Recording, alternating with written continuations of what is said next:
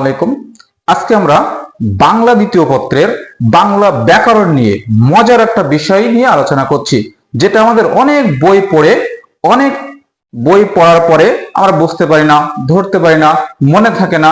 আজকে আমরা সেরকম একটা বিষয় নিয়ে একদম হাতের মুঠোয়, ম্যাজিকের মতোই হাতের মুঠোয় এনে দিচ্ছি কয়েকটি বিষয়, যেটা আমরা জানি না, অনেক সময় আমরা মুখস্থ থাকে না।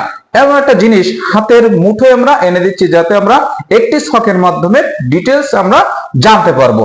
তার ভিতরে আমরা একটু জেনে নিই যে আসলেই এখানে আমরা লিখেছি স্বরবর্ণ, ব্যঞ্জন বর্ণ, তারপরে হচ্ছে মোট বর্ণ সংখ্যা।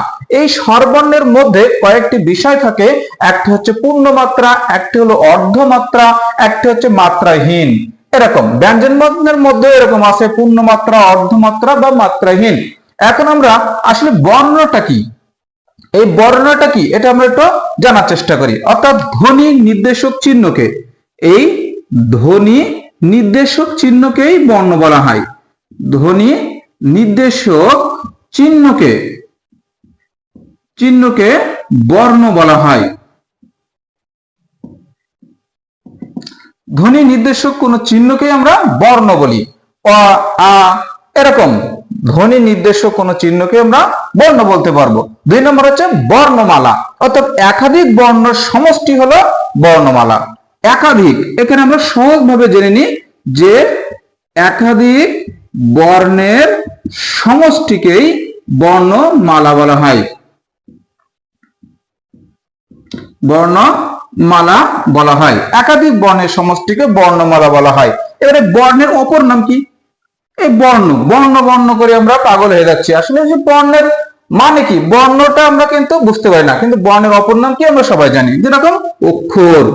এই অক্ষরটা হলো বর্ণের অপর নাম, অর্থাৎ অক্ষরও যা বর্ণও তাই। আমরা বর্ণ বুঝি না, অক্ষর বুঝি। অক্ষর যা বর্ণ তাই। এর মাত্রা কি? কোনো কিছু, কোনো অক্ষর লেখার উপরে যে দাগ দিতে হয়, বর্ণ লেখার উপরে যে দাগ, যে রেখা, এটা হচ্ছে বর্ণের উপরের দাগ বা রেখাকে কিন্তু মাত্রা বলে। এটা সহজ জিনিস। কোন বর্ণ লেখার উপরে যে দাগ দিই কিংবা হচ্ছে রেখাটা নিই, সেটা কিন্তু হলো মাত্রা। এখন আমরা আসবো যে মোট স্বরবর্ণ কয়টা। আমরা সবাই কিন্তু জানি মোট স্বরবর্ণ কিন্তু 11টা, আর মোট ব্যঞ্জন বর্ণ কয়টি? 39টি। তাহলে মোট হলো কিন্তু 50টি। এটা কিন্তু আমরা সবাই জানি, মোট স্বরবর্ণ কিন্তু 11টি, আর মোট ব্যঞ্জন বর্ণ কিন্তু 39টি। তাহলে মোট বর্ণ, মোট সব মিলে বর্ণ হচ্ছে কিন্তু 50টি। এবার আমাদের এইখানে স্বরবর্ণের ভিতরে পূর্ণ মাত্রা মানে সম্পূর্ণ মাত্রা আছে কয়টি? 6টা। সম্পূর্ণ মাত্রা আছে 6টি, অর্থাৎ পূর্ণ মাত্রা হলো 6টি। তাহলে অর্ধমাত্রা হচ্ছে মাত্র 1টি, আর মাত্রা নেই এরকম আছে কিন্তু 4টি। তাহলে মোট হচ্ছে 11টি বর্ণ। তার ভিতরে পূর্ণ মাত্রা হলো 6টি, অর্ধমাত্রা হলো 1টি, আর মাত্রাহীন হলো 4টা। এবার ব্যঞ্জন বর্ণ আছে মোট কিন্তু আমাদের 39টি। এই 39টি বর্ণের মধ্যে কয়টি হচ্ছে পূর্ণ মাত্রা? 39টি বর্ণের ভিতরে 26টা হলো পূর্ণ মাত্রা, অর্থাৎ মাত্রা আছে।